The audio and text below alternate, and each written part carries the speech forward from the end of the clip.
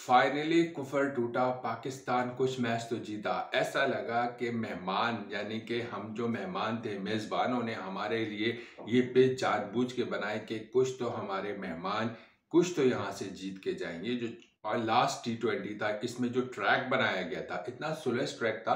साफ नज़र आ रहा था कि एशियन पिच, जहाँ एशिया में जैसे मैचेस होते हैं ना, वहाँ का ऐसा ट्रैक बनाया गया जहाँ टोटली स्पिनिंग ट्रैक था। और ऐसा लगा कि न्यूजीलैंड ने जो है ना, कहा कि यार हमारे मेहमान आए हैं, सब कुछ हार के जा रहे हैं, कुछ एक तो जीत के जाएं ताकि फिर अगली बार ज़रूर आए, वरना फिर आना छोड़ देंगे। कुछ इस तरह की इंटेंट नज़र आई हमें न्यूजीलैंड की, और ये पिच बनाई, क्योंकि न्यूजीलैंड में अमूमन ऐसी पिचेस बनती नहीं है जहाँ पे पिच जो है वो स्पिनर्स को सपोर्ट करे और ट्रैक बहुत स्लो। उस पे भी पाकिस्तान ने टॉस जीता और 134 रन बनाकर आउट हुई। कोई भी बैटर नहीं चल सका पाकिस्तान का इस ट्रैक पे। ठीक है, स्लो पिच थी, समझ में आ रही थी, स्पिन ट्रैक था, सब नज़र आ रहा था। न्यूजीलैंड की तरफ से भी काफ़ी उनके भी बैक बॉलर्स ने जो है ना 2-2 विकेटें हासिल की, और न्यूजीलैंड ने जो अपना कहते हैं ना कि जो मेन खिलाड़ी थे वो पहले ही आहिस्ता आहिस्ता 2-2 को रेस्ट करते चले जा रहे थे वो। और इस 5वें T20 में तो टोटली इन्होंने अपने मेन खिलाड़ियों को रेस्ट दिया और सारे यंगस्टर्स को मौका दिया कि वो टेस्ट ये वाला T20 खेले। और पाकिस्तान ने क्या किया, पाकिस्तान ने हारिस रऊफ को ड्रॉप किया और उसकी जगह जो है उसामा मीर को लेकर आए। और फिर पाकिस्तान को पता था कि 134 रन इस ट्रैक पे बहुत सुकून से बड़ा स्कोर है। और जाहिर है उन्होंने आप देखें, हमारे स्पेशलिस्ट देखें, हमारे स्पेशलिस्ट बॉलर कौन थे जिन्होंने विकेटें हासिल की, वो थे इफ्तिखार। यानी कि जो हमारे पार्ट टाइप बॉलर है उनको विकेटें मिली। तो आप अंदाजा कर लें कि यह ट्रैक किस तरह का था। ये पाकिस्तान वाला ट्रैक था, या एशिया में जो ट्रैक्स होते हैं, दुबई हो गया, बांग्लादेश, पाक इंडिया, वहां वाला ट्रैक था जहाँ पे आपको पार्ट टाइम बॉलर जो है वो विकेटें निकाल के देता है। तो पाकिस्तान ने ये मैच तो जीत लिया, लेकिन इफ्तिखार साहब ने 3 विकेटें हासिल की, नवाज ने भी विकेटें मिली, उसामा मीर को खिलाया था, उनको 1 विकेट मिली, शाहीन शाह अफरीदी विकेट ली। ये शाहीन शाह अफरीदी के लिए ये पहली जीत थी अपनी एज अ कैप्टन के तौर पे।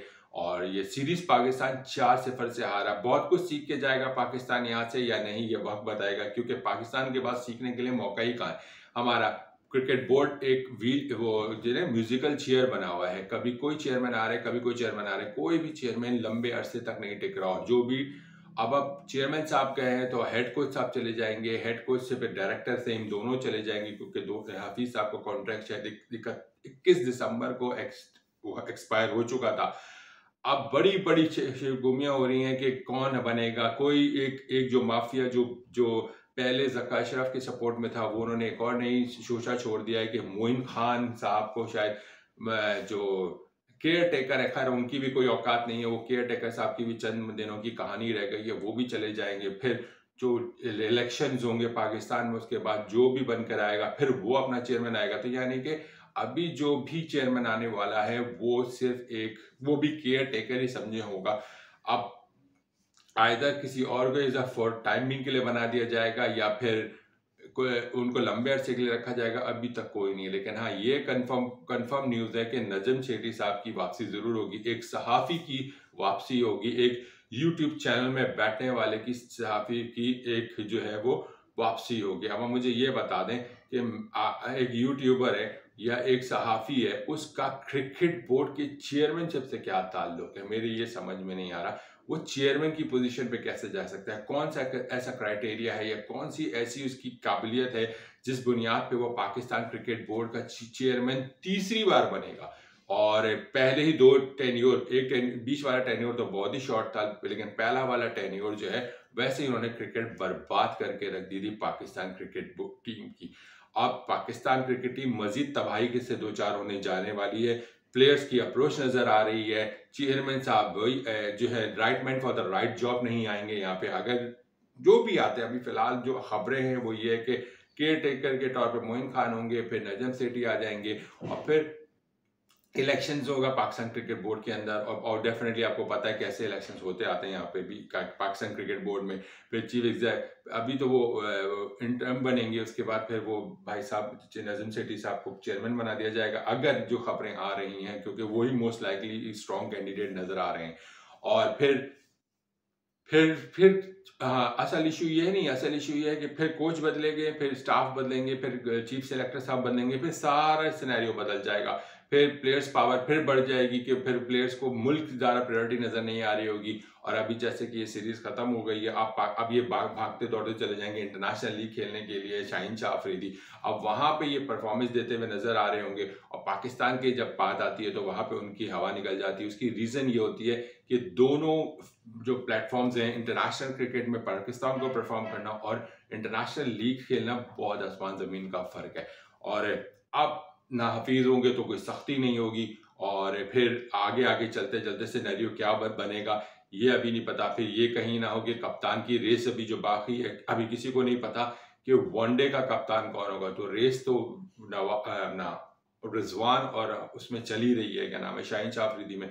अब नया चेयरमैन आ जाए कि लाइकिंग डिसलाइकिंग वाला वो है, अपना कोई फेवरेट उठा के ला दे, वो अब हमें नहीं पता। लेकिन फिलहाल पाकिस्तान क्रिकेट बोर्ड एक तमाशा बनी हुई है, पाकिस्तान क्रिकेट टीम एक तमाशा बनी हुई है, जहाँ पे हर कोई बस अपनी मनमानी पे लगा हुआ है और मुल्क को कोई नहीं देख रहा। आप सोचिए 3 टेस्ट मैच हमारे वाइट वॉश हुआ, आज वाइट वॉश नहीं हुआ क्योंकि हमारे जो जिसके घर गए थे वहाँ उन्होंने मेहमान नवाजी दिखाई और हमें मौका दिया कि हम कुछ तो यहाँ से जीत के जाएं, यानी कि पाकिस्तान क्रिकेट टीम कुछ तो न्यूजीलैंड से जीत के जाए, खाली हाथ ना जाए।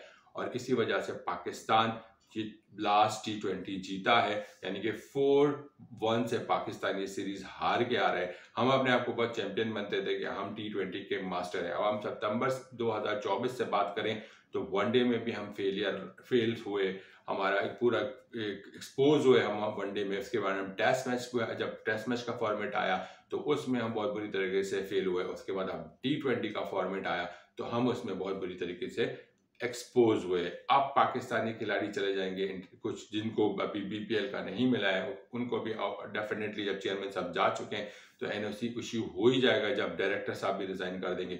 तो बांग्लादेश प्रीमियर लीग के लिए कुछ खिलाड़ी चले जाएंगे, कुछ खिलाड़ी जो है वो इंटरनेशनल लीग्स जो शुरू हुई है वो खेलने चले जाएंगे। उसके बाद पाकिस्तान में 17 तारीख से जो है PSL शुरू हो जाएगा। PSL वो फॉर्मेट होगा जहाँ पे पाकिस्तान अगर ये सोच के बनाएगा कि वो अपनी टीम बना सकता है फॉर द वर्ल्ड कप, वो उसको सोचना पड़ेगा क्योंकि 6 या 7 ओपनर्स के साथ पाकिस्तान अपनी जगह नहीं बना सकता। मिडल ऑर्डर के बैट्समैन को पाकिस्तान को ढूंढना पड़ेगा फॉर द PSL में भी देखना पड़ेगा, और साथ में अपना क्या कहते हैं डोमेस्टिक में भी देखना पड़ेगा कि कौन से ऐसे खिलाड़ी हैं जो मिडल T20 फॉर्मेट में मिडल ऑर्डर पे अच्छा खेल रहे हैं। क्योंकि रिजवान ने तो जिद बना के रखनी है, उन्होंने किसी सूरत में मिडल ऑर्डर में बैटिंग नहीं करनी है।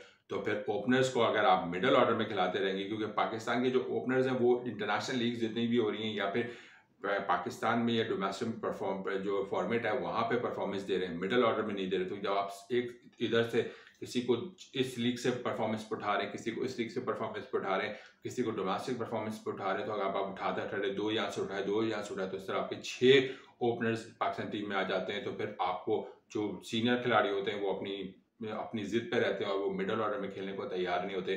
तो फिर जब इन खिलाड़ियों को मिडल ऑर्डर में खिलाने की कोशिश की जाती है तो फिर जाहिर है वो आदी होते हैं ओपनर्स के, और फिर जब वो यहाँ आके खेलते हैं मिडल ऑर्डर में तो वो जाहिर है पूरी तरीके से फ्लॉप हो जाते हैं, क्योंकि फॉर्मेट भी डिफरेंट है और बैटिंग ऑर्डर भी बहुत डिफरेंट है। तो यहाँ पे एक खिचड़ी बनी हुई है इस मुल्क के अंदर, और जिसकी जो मर्जी चल रही है वो चलती चली आ रही है।